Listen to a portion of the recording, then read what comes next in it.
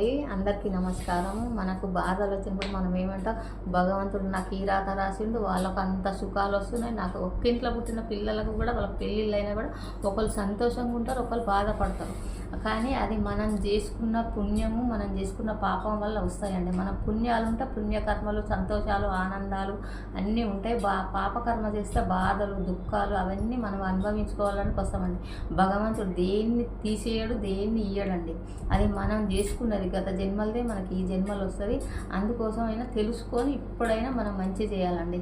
ఏదైనా కూడా చేయండి, మంచి చేసి భగవంతుని మీద భారం వేయండి. ఎందుకంటే నిన్నే నమ్మినా నువ్వే చూసుకోవాలని మంచి చేయండి. ఏదైనా ఎవరికైనా చేసుకుంటూ ఉన్నప్పుడు నీకు పాపకర్మలన్నీ తొలగిపోయి మంచి జరగడానికి భగవంతుడు కూడా ఆలోచిస్తాడు. భగవంతుడినే మీరు నమ్ముకున్నారనుకోండి, ఆయన రక్షగా ఉంటాడు. ఏది కోరుకున్నా కూడా జరిపిస్తాడు. దానికి తగ్గ శ్రమ కూడా మనం చేయాలండి. ఏదన్నా ఉత్తగా ఎవరికి ఏది రాదండి. అందుకోసం ఎవరైనా ఏదైనా ఆలోచించి మంచి పనులనే చేయండి, మంచి కోరుకోండి, 10 మందికి మంచి చేయండి. అందుకోసం భగవంతుడు మనకు మంచి జరిపిస్తాడు.